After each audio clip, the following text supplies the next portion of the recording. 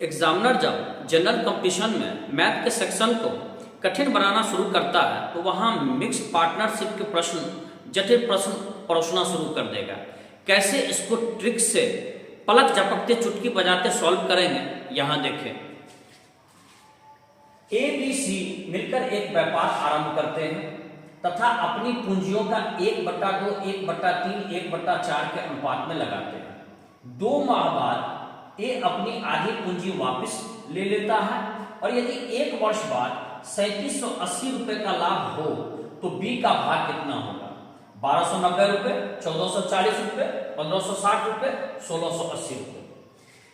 इस तरह के प्रॉब्लम में पहला जो हमें काम करना है, सॉल्यूशन शुरू करने से पहले ये पता कर ले कि ये साधारण साझे का प्रश्न है कि मिश्रित साझे का प्रश्न है। छोटा सा पहचान आपको बता देता हूं कि यदि इस पार्टनरशिप में ऐसा पार्टनरशिप हो जिसमें सभी पार्टनर आरंभ से लेकर के अंत तक अपने पूंजी को लगाए रहें, बीच में ना कोई शामिल हो ना कोई छोड़ के बाहर निकले, वो साधारण साझे का प्रश्न हुआ। लेकिन यदि कोई भी पार्टनर बीच में शामिल होता है या छोड़ के निकलता है तो वो मिश्रित साझे का प्रश्न हुआ। यहां आप देख चले कि ए अपने 2 माह के बाद पूंजी में छेड़छाड़ किया है। आपको यह भी ध्यान रखना है कि यदि पूंजी में छेड़छाड़ करता है तो भी प्रश्न मिश्रित साझे का हुआ, भले वो छोड़ के जाए चाहे नहीं जाए। तो ये प्रश्न मिश्रित साझे का है, तो ये हो गया कि प्रश्न मिश्रित साझे का है। तो प्रश्न मिश्रित साझे का, मिश्रित साझा का, मिश्रित साझा। मिश्रित साझे में लाभ का बंटवारा होता है अमाउंट गुने टाइम का अनुपात। ए बोले तो अमाउंट, टी बोले तो टाइम।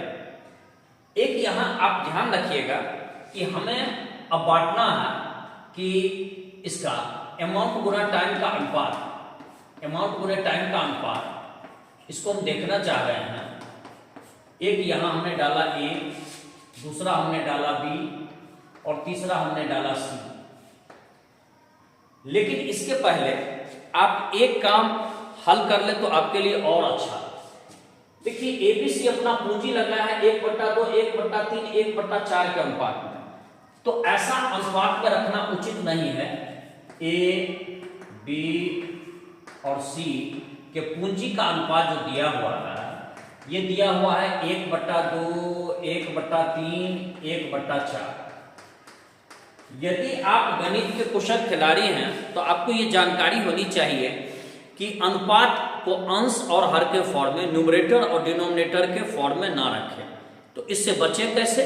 तो इससे बचने का उपाय है कि जो डिनोमिनेटर में जैसा अंक दे रखा है उसका एलसीएम निकालें। तो हम इसका एलसीएम निकाल लेते हैं। 4, 3, 2 का एलसीएम हमें आ गया 12 और 12 से हम इसको मल्टीप्लाई करते चलेंगे प्रत्येक अवयव को। 1/2 को 12 से मल्टीप्लाई किए तो ये हमारा चला आया 6। 1/3 को 12 से मल्टीप्लाई किए तो हमारा आ गया 4। 1/4 को 12 से मल्टीप्लाई किए तो 3। अब पूंजी का अनुपात हमें सिर्फ अंश में बच गया 6:4:3। अब यहां आपका मेन बॉडी ऑफ, जिसको कहते हैं प्रॉब्लम का मेन सेगमेंट, ये शुरू होता है। यही सबसे महत्वपूर्ण सेगमेंट है। यहां चूक हुई तो आपका उत्तर गलत निकलेगा और यदि आपने यहां सही काम किया तो आंसर बिल्कुल सही निकलेगा। 6 यूनिट पूंजी ए 2 माह तक लगाए रखा, तो 6 यूनिट पूंजी 2 माह तक लगा। इसके बाद ए अपनी आधी पूंजी वापस ले लेता है। आधा पूंजी, 6 का आधा पूंजी निकाला, बच गया 3 यूनिट। 3 यूनिट पूंजी 1 वर्ष तक ये व्यापार होता है। 2 माह का काम 6 यूनिट पूंजी के साथ, तो शेष 10 माह का काम 3 यूनिट पूंजी के साथ होगा। ए का हमारा काम फिनिश। बी की ओर चले तो बी अपना 4 यूनिट पूंजी लगाया है, लेकिन इसने बीच में कोई छेड़छाड़ नहीं किया है, कुछ भी ना इसमें जोड़ा है और ना ही इससे कुछ वापस लिया है। तो 4 को हम 1 वर्ष में 12 माह होता है, इससे मल्टीप्लाई कर दिया। 3 यूनिट है तो 3 यूनिट को भी हमने 12 से मल्टीप्लाई कर दिया, क्योंकि सी ने भी अपने पूंजी में ना कुछ ऐड किया, ना कुछ जोड़ा, ना ही कुछ उसमें से बीच में वापस निकाला। तो ये देखिए 6 दूनी 12, 10 या 30, ये हो गया 42।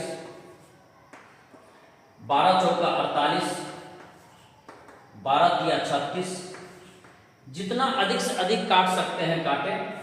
6 सत्ते 42, 8 48, 6 के 36, 6 से हमने काट दिया, 7, 8 और 6 के अनुपात में। अब हमें चाहिए लाभ में बी का हिस्सा, बी का लाभ में हिस्सा। ये लाभ हमारा है 3780 कुल लाभ, इसी को बांटना है। इस पूरे जितने भी अनुपातिक राशि किया है इसके योग से भाग दे दीजिएगा तो हमें यूनिट रेशियो निकल जाएगा। तो 6, 8, 14 और 14 और 7 हो गया 21। बी का लाभ चाहिए तो बी के सामने जितना यूनिट है 8 यूनिट मिलेगा। इस अनुपात के कहने का अर्थ हुआ कि 6, 8, 14, 7 कुल 21 यूनिट में बी को भाग मिलता है 8 यूनिट, इसीलिए हम 21 से भाग दिए, हमें यूनिट रेशियो मिला। इसको 8 से मल्टीप्लाई करेंगे 8 से तो हमें बी का हिस्सा मिल जाएगा। लीजिए 21 से हम इसको काट लेते हैं, 21 से हम इसको कट करेंगे, 21 × 21, 16 बच गया, इस पर आया 8, 21, 8 168, एक जीरो हमने रखा, 180 को 8 से गुना किए, हमारा 18 को हम जैसे ही 8 से गुना करेंगे 144 आएगा और एक जीरो हमारा यहाँ है 1440 रुपए होगा।